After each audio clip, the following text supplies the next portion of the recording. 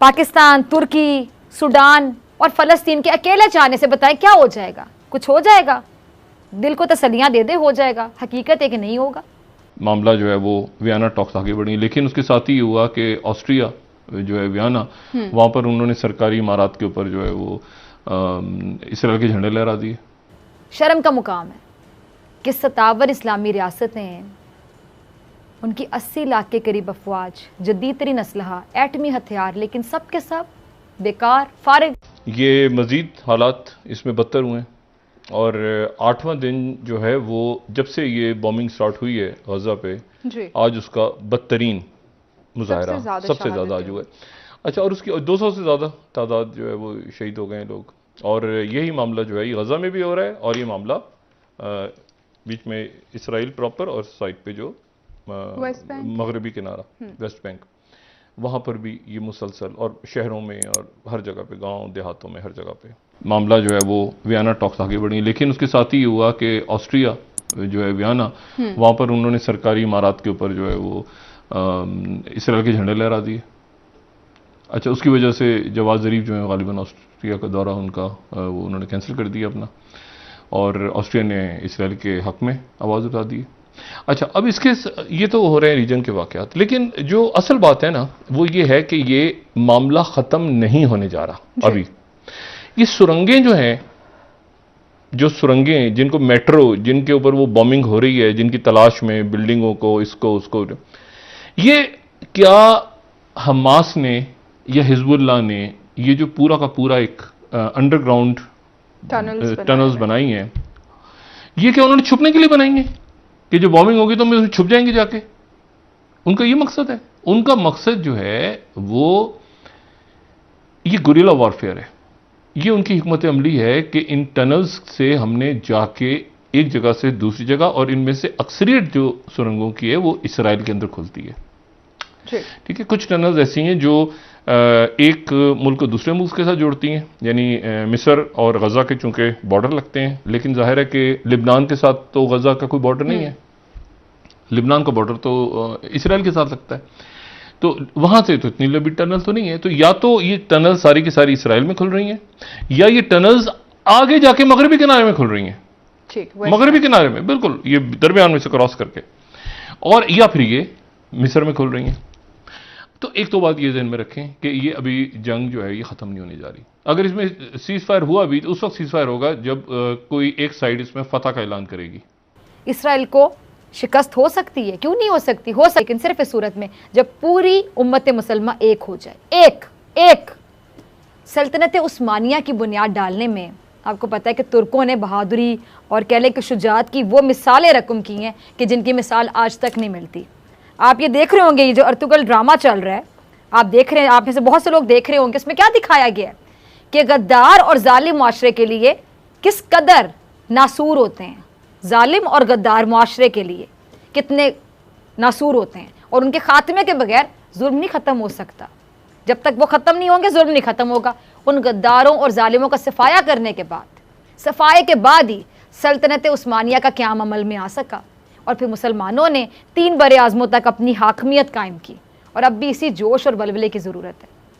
وقت پھر اپنے دور کے صلاح الدین کی کو پکار رہے باقاعدہ، جو فلسطین سے ظلمت کے بادلوں کو ختم کر کے اس ارض مقدس پر آزادی کا پرچم لہرا دے۔ پاکستان فلسطین پر ہونے والے مظالم کے خلاف کیا قدم اٹھا رہا ہے؟ پاکستان کا کردار اس معاملے میں کیسا ہے؟ اور غزہ میں جاری جو بمباری ہے اس کو فی الفور روکا جائے۔ اچھا، انہوں نے کیا کہا اس موقع پہ کہ جی اسلامی تعاون تنظیم کا قیام مسئلہ فلسطین کی وجہ سے عمل میں آیا تھا، لہٰذا ضرورت کی اس گھڑی میں امت مسلمہ کو اپنے فلسطینی بھائیوں اور بہنوں کے ساتھ بھرپور یکجہتی اور ان کی حمایت کے لیے آگے بڑھنا ہوگا۔ اور کیا کہتے ہیں کہ جی اسرائیلی فوج کی جانب سے فلسطینیوں کے خلاف طاقت کا بے رحمانہ استعمال عالمی انسانی اور بنیادی حقوق سمیت عالمی قوانین اور اصولوں کی سنگین اور کھلی خلاف ورزی ہے۔ اچھا، وزیر خارجہ کے مطابق فلسطینیوں کی نصب العین کی حمایت اپنے قیام سے ہی پاکستان کی خارجہ پالیسی کا ایک واضح اور ایک نمایاں اصول رہا ہے، اور فلسطینیوں کے خلاف منظم جرائم کی مذمت کے لیے الفاظ ناکافی ہیں۔ اسرائیلی فوج کی کارروائیوں اور یہ جو جاری جارحیت ہے، محاصرے اور یہ جو اجتماعی آبادی کو سزا دینے کی ظالمانہ روش کی بنا پر مقبوضہ فلسطین کی بگڑتی سچویشن، صورتحال جو ہے یہ ناقابل برداشت ہے۔ اور کیا کہتے ہیں شاہ محمود قریشی صاحب آگے تک یہ بھی کہا انہوں نے کہ جی حالیہ جو اسرائیلی جارحیت ہے اس کا کوئی جواز نہیں ہے اور نہ ہی اس سے آنکھیں چرائی جا سکتی ہیں.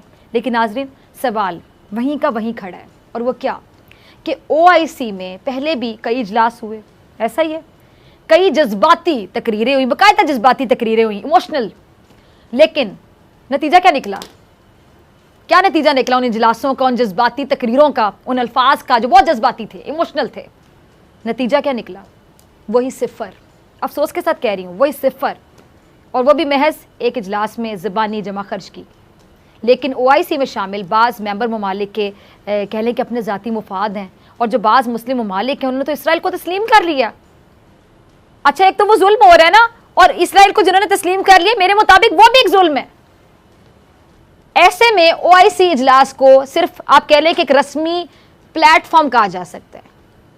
بات کڑوی ہے لیکن سچی ہے کہ ایک رسمی سا پلیٹ فارم کہہ لیں جو صرف مذمت کر سکتا ہے, وہی الفاظ, وہی جذباتی تقاریر, بس, اور کچھ نہیں کر سکتا. یہ بالکل سچی بات ہے, حقیقت ہے, کڑوی ہے, سچی ہے کہ کچھ نہیں کر سکتے یہ جذباتی تقاریر کے علاوہ, مذمت کے علاوہ. ایک طرف بے بسی, بے حسی, بے کسی, اور دوسری طرف سنگ دلی, بے رحمی اور بے دردی. بے بسی اور ادھر آپ دیکھ لیں کہ بے دردی اور بے ضمیری. شرم کا مقام ہے کہ 57 اسلامی ریاستیں ہیں, ان کی 80 لاکھ کے قریب افواج, جدید ترین اسلحہ, ایٹمی ہتھیار, لیکن سب کے سب بیکار, فارغ, اور فلسطینی ظلم کا شکار اسلامی ملکوں کے حکمران ستو پی کر سو رہے ہیں. پتہ نہیں کس مٹی سے بنے ہوئے ہیں لوگ کہ مذمتی بیان سے آگے بڑھنے کو تیار ہی نہیں ہے.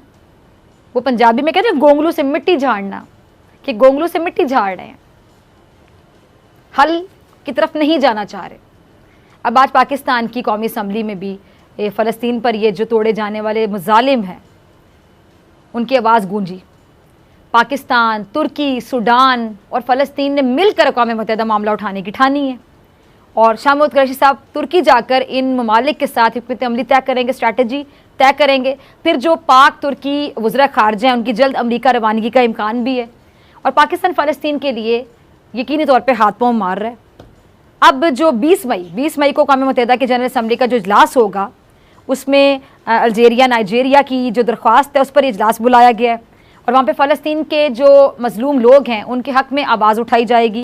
اور اقوام متحدہ جو کہ انسانی حقوق کا کیا علمبردار بنا پھرتا ہے, حقیقت کیا ہے, یہ ادارہ بڑی طاقتوں کا غلام ثابت ہوا. دنیا میں انسانی حقوق کے چیمپئن بننے والے امریکہ نے تو اپنا مکروہ چہرہ دکھا دیا, چھپا ہی نہ سکے اب چہرہ اپنا, اور اس کی وجہ سے فلسطین پر اقوام متحدہ کا اجلاس بھی بے نتیجہ ہو گیا.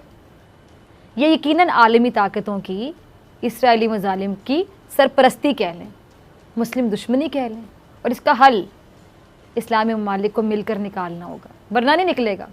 ایک ہونا ہوگا, سب کو ایک ہونا ہوگا, پھر حل نکلے گا, یقیناً نکلے گا. اس کے لیے ان کو ایک ہونا ہوگا. مسلم ممالک جن کے پاس کہہ لیں کہ بہت زیادہ وسائل ہیں ان کو فلسطین کی مدد کے لیے آگے آنا ہوگا, اور مسلم ممالک اگر مل جائیں تو جہاں جہاں مسلمانوں پر ظلم ہو رہا ہے وہاں ان ظالموں کو نشان عبرت بنایا جا سکتا ہے. اگر مل جائیں, ایک ہو جائیں. یہ کمزوری دکھانے کا وقت نہیں ہے. اگر ہم کمزوری دکھائیں گے نا تو نہ ہمیں پاکستانی قوم معاف کرے گی, فلسطین کے مظلوم عوام بھی قیامت کے دن گریبان پکڑیں گے ہمارا. لیکن بدقسمتی کہہ لیں کہ اب تک مسلم امہ کا کردار وہ نہیں رہا جو ہونا چاہیے تھا, مثبت نہیں رہا, وہ نہیں رہا جو کہ صورتحال کے مطابق ہونا چاہیے تھا. کردار کا مطالبہ یہ صورتحال کر رہی ہے آپ سے, یہ سچویشن کر رہی ہے, وہ کردار ادا نہیں کر رہے. پاکستان, ترکی, سوڈان اور فلسطین کے اکیلے چاہنے سے بتائیں کیا ہو جائے گا؟ کچھ ہو جائے گا؟ دل کو تسلیاں دے دے ہو جائے گا. حقیقت ہے کہ نہیں ہوگا.